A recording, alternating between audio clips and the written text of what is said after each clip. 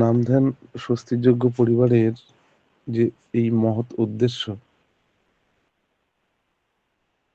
সেই উদ্দেশ্য আমাদের সকলের, অর্থাৎ যারা সদ্গুরু লাভ করেছি, প্রত্যেকের উদ্দেশ্য কিন্তু একটাই, সেই আমাদের গন্তব্য। আর আমাদের গন্তব্যই হলো ঈশ্বর প্রাপ্তি, ধারণ পালনে সম্যক সিদ্ধ ব্যক্তিত্ব লাভ, যার জন্য আমরা প্রতিনিয়ত সংগ্রাম করে চলছি, নিজের সঙ্গে, নিজের পরিবারের সঙ্গে, পারিপার্শ্বিক, রাষ্ট্র, সবকিছুর সঙ্গে একটা প্রতিনিয়ত আমাদের সেই সংগ্রাম। কারণ ঈশ্বর সম্পর্কে আমাদের প্রতিটা মানুষের ধারণা কিন্তু বিভিন্ন রকম। কেউ বলেন ঈশ্বর বলে কিছু নেই, কেউ আবার বলেন ঈশ্বর নিরাকার, আবার কেউ বলেন ঈশ্বর সাকার, গাছ, পাথর, মানুষ ইত্যাদি নানা রকমের এক একজনের ভাব রয়েছে। তাই না বললে নয় যে এই নিয়ে অনেক তর্ক মতান্তর একটা সৃষ্টি হয়েছে।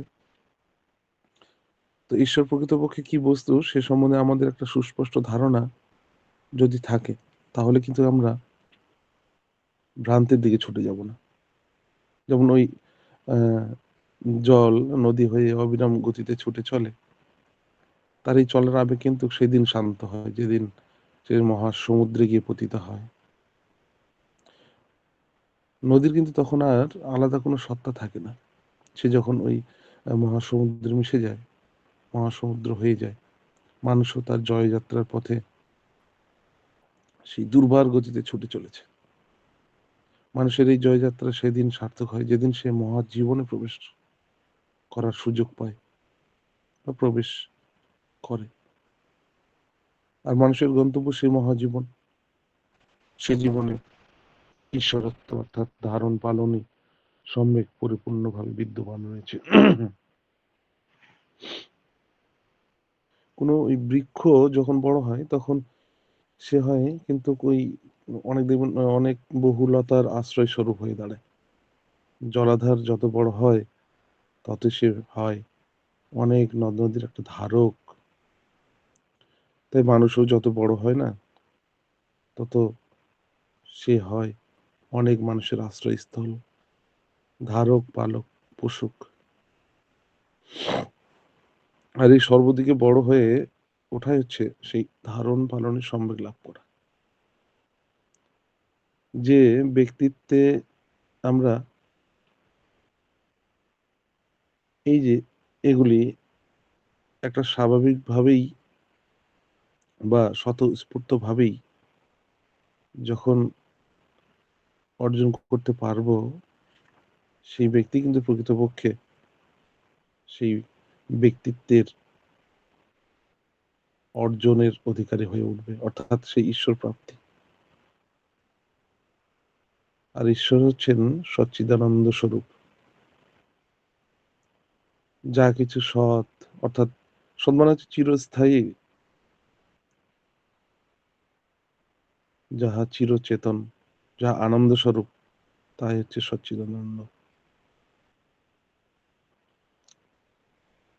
ঈশ্বরের আর একটা অর্থ আমরা জানতে পারি বা জেনে থাকি, সেটা হচ্ছে ঈশিত্ব, মানে আধিপত্যের ভাব। অতএব ঈশ্বর সম্বন্ধে এটা বোঝাই যায় যে যে ব্যক্তিত্বে আধিপত্যের ভাব ধারণ পালনই সেই সম্বেক পূর্ণ মাত্রায় বিরাজ করে, যে ব্যক্তিত্বে সচ্চিদানন্দ মূর্ত হয়ে উঠেছেন, সেই ব্যক্তিত্ব লাভই হচ্ছে ঈশ্বর প্রাপ্তি। আর এরূপ ঈশ্বর হলে আশা করা যায় সকলেই তা মেনে নিতে পারেন। যেমন ওই আহ হিন্দু, মুসলিম, খ্রিস্টান, যে কোনো দেশের যে মানুষই হন না কেন, যে কোনো মতবাদেই হন না কেন, সত্তাকে সাধারণত সবাই মেনে থাকেন। সত্তা বলে যে জিনিস আছে, এটা আমরা সবাই বিশ্বাস করি, মেনে থাকি। বাঁচা বাড়া মানুষ মাত্রেরই আমাদের একটা কামনা, বা এটা কাম্য। সবাই আমরা বাঁচতে চাই, বাড়তে চাই। আর সেই বাঁচাপড়ার সঙ্গে ওতপ্রোতভাবে যেটা জড়িত আছে সেটা হচ্ছে শান্তি লাভ। আর সেটা যদি মানে আমরা যারা করি বা করার চেষ্টা করি, তারা ঈশ্বর এই যে শব্দ, এটাকে না মানলেও প্রকারান্তরে কিন্তু ওই ঈশ্বরকে না মেনে থাকতে পারি না। অনেকে বলেন না যে ঈশ্বরকে তো দেখা যায় না, তাই তার অস্তিত্বে বিশ্বাস কিভাবে করি? তার উত্তরে কিন্তু বলা যায় যে দুনিয়ায় এমন অনেক কিছু জিনিস আছে যা আমরা চোখে দেখি না, কিন্তু তার অস্তিত্বে আমরা বিশ্বাস করি। এই বিশ্বাস করাটা আসে কতগুলি যুক্তি ও প্রমাণের উপর ভিত্তি করেই কিন্তু। ঈশ্বর সম্বন্ধেও অমন্তর যুক্তি প্রমাণের কিন্তু অভাব নেই। তাই শ্রী শ্রী ঠাকুর ওই সত্যনুসরণ গ্রন্থে বলেছেন যে গভীর বিশ্বাসে সবই হতে পারে। তাই আমাদের বিশ্বাসটা একমাত্র অর্জন করাই শ্রেয়। আমরা যেমন ওই মিষ্টত্বকে দেখতে পাই না, কিন্তু তা অনুভব করা যায়। কিভাবে সেটা? সেই মিষ্ট দ্রব্য বা সেই মিষ্টি জিনিসটা আস্বাদন করে। সেরকম সচ্চিদানন্দকেও দেখা যায় না, তা উপলব্ধি করা যায় সচ্চিদানন্দময় কোনো পুরুষ বিশেষের ভিতর দিয়ে। সেরকম আমার অনেক উদাহরণ আছে। যেমন ওই শ্রীরামচন্দ্রের ভিতর দিয়ে হনুমান, তারপরে শ্রীকৃষ্ণের মধ্য দিয়ে অর্জুন, শ্রীরামকৃষ্ণ পরমহংসদেবের মধ্য দিয়ে নরেন্দ্রনাথ ঈশ্বরকে উপলব্ধি করেছিলেন। আর ঈশ্বর সম্বন্ধে চরম ও পরম অনুভূতি হলো নিজে ঈশ্বর হয়ে ওঠা। শ্রীকৃষ্ণ, শ্রীবুদ্ধ, শ্রী গৌরাঙ্গ, শ্রীরামকৃষ্ণ, হযরত রসুল, যীশু খ্রিস্ট, ওনারা যেমনটি হয়েছিলেন। এরকম অবস্থা যার হয় তিনি কিন্তু একমাত্র সেটা অনুভব করতে পারেন। তাছাড়া নচেৎ যাদের হয়নি তারা কিন্তু সেটা অনুভব করতে পারেন না।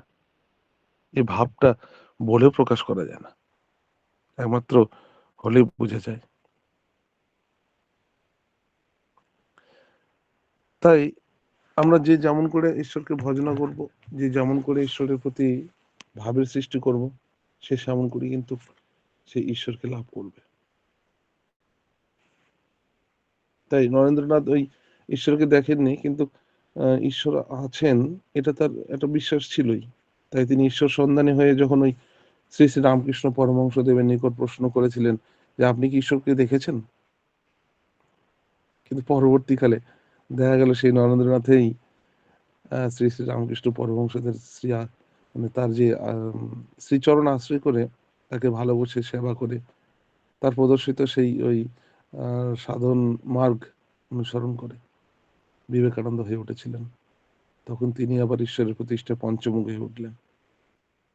আসলে ওই একটা বাড়ি থাকলে না, তার যেমন একটা কর্তা আছেন, একটা কারখানা থাকলে তার যেমন মালিক আছেন, একটা রাষ্ট্র থাকলে তার একজন অধিনায়ক অবশ্যই থাকে। এগুলি স্বভাবত প্রায় লোকই বিশ্বাস করে থাকে। তেমনি এই বিশ্ব ব্রহ্মাণ্ডের একজন প্রভু আছেন, এটা মনে হওয়াটা স্বাভাবিক। কিন্তু যারা মানেন না বা ঠিক ওই নাস্তিক টাইপের আর কি, নাস্তিক যারা তারা অবশ্য ঈশ্বর নেই এই কথা প্রচার করতে চেষ্টা করেন, কিন্তু যার অস্তিত্ব নাই তার সম্বন্ধে কোনো প্রশ্নই মনের মাঝে জাগতে পারে না। ঈশ্বর যে নেই এই কথা প্রমাণ করার অর্থ হলো ঈশ্বর আছেন তা স্বীকার করে নিয়ে তার বিরুদ্ধে একটা যুদ্ধ ঘোষণা করা। আর মানুষের মনের মধ্যে যেটা আমাদের একটা আদিম চাহিদা আছে বুঝলেন, সেটা হচ্ছে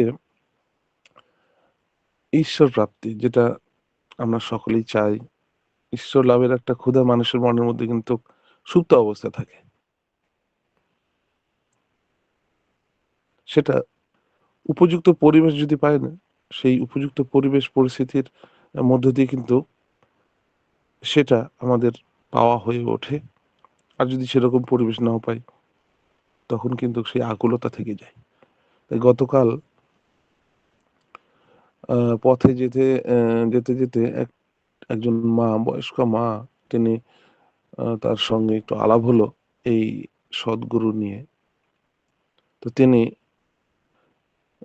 স্বামী শ্রী নিগমানন্দের আশ্রিত, তার দীক্ষিত।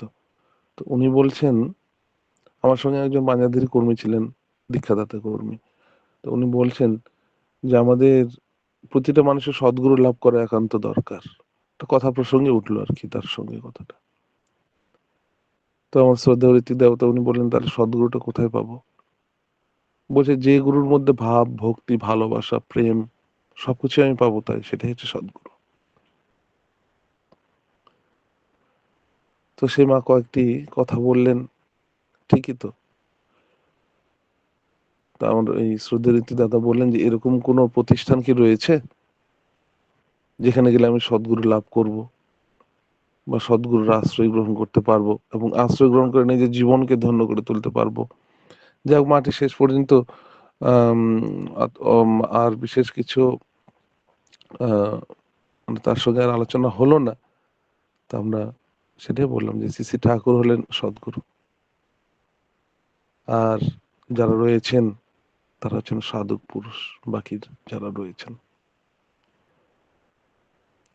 তাই এই সবকিছুর মধ্যে দিয়েই একটা জিনিস স্পষ্ট, সেটা হচ্ছে নিজের জীবনকে আমরা যতই উপযুক্ত পরিবেশের মধ্যে নিয়ে যাব, উপযুক্ত পরিবেশের মধ্য দিয়ে নিজের জীবনকে যতটা এগিয়ে নিয়ে যেতে পারবো, ততই আমাদের জীবনের সার্থকতা।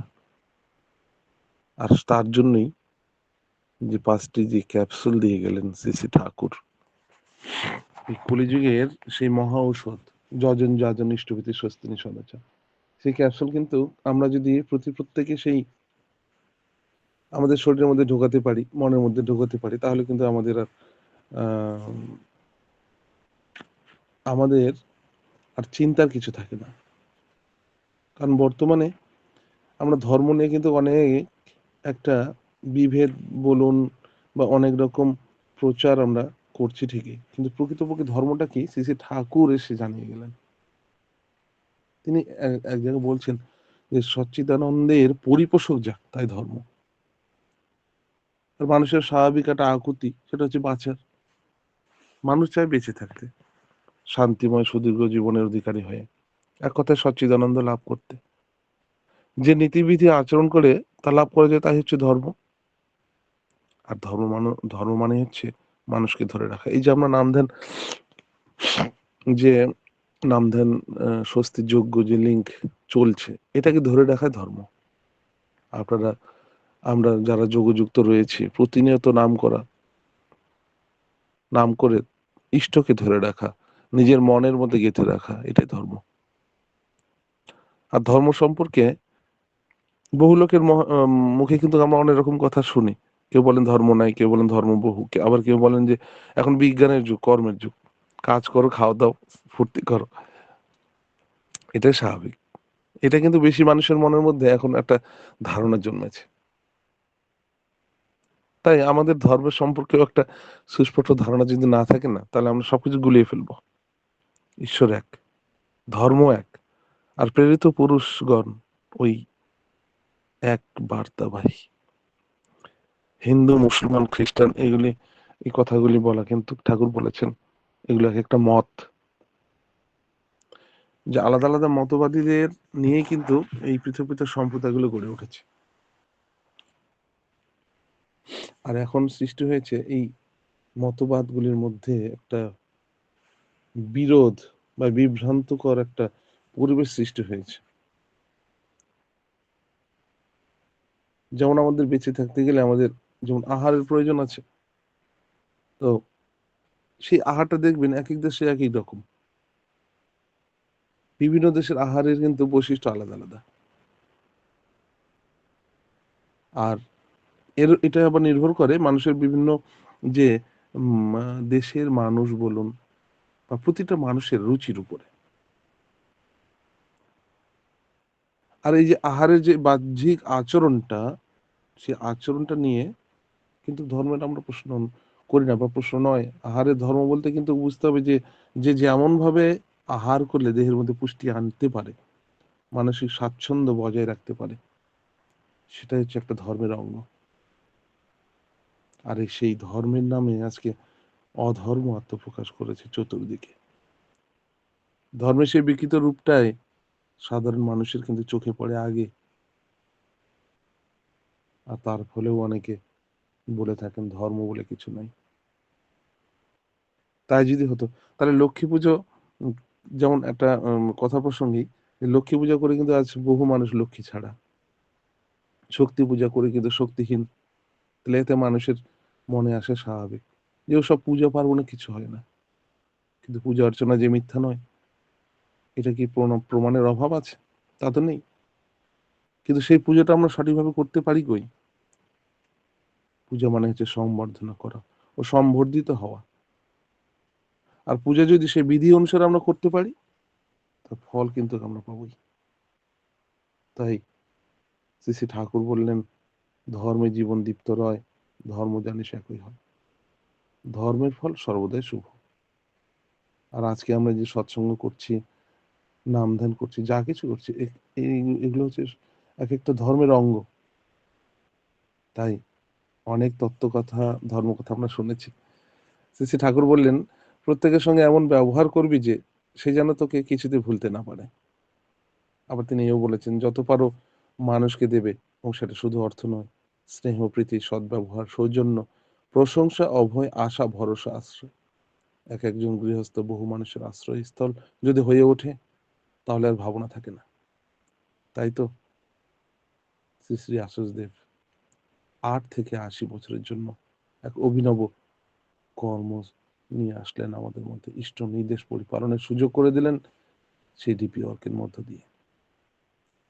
কারণ এই ডিপি ওয়ার্ক মানেই হচ্ছে যাজন করা, প্রতিটা মানুষকে যাজন করে যদি চলার পথে যদি তাদের আমরা ঠাকুরের শ্রীচরণে নিয়ে আসতে পারি, তাহলে কিন্তু আমাদের এই যে ধর্ম বলুন, ঈশ্বর প্রাপ্তি বলুন, সবকিছু হয়ে উঠবে এর মধ্যে।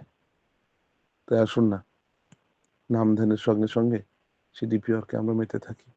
প্রতিটা মানুষ যারা ঈশ্বর থেকে কাছ থেকে দূরে সরে গেছেন, লাইনচ্যুত হয়ে গেছেন, তাদেরকে ফিরিয়ে নিয়ে এসে তার চরণ নিবেদন করি। তাহলে দেখবেন এত কিছু দুঃখ, কষ্ট, জ্বালা যন্ত্রণার মধ্য দিয়েও আমাদের জীবনে আনন্দ ফুটে উঠবে। আর আনন্দ ফুটে উঠলেই ভাববেন আমরা ঈশ্বর প্রাপ্তির দিকে এগোচ্ছি। প্রতিটা মানুষের কাছে প্রেম নিবেদন করে নিজের জীবনকে সার্থক করে তুলি। ভালো থাকবেন, সুস্থ থাকবেন, ইষ্টকে নিয়মিত থাকবেন। সবার মঙ্গল প্রার্থনা করি দয়াল শ্রীচরণে। জয় গুরু।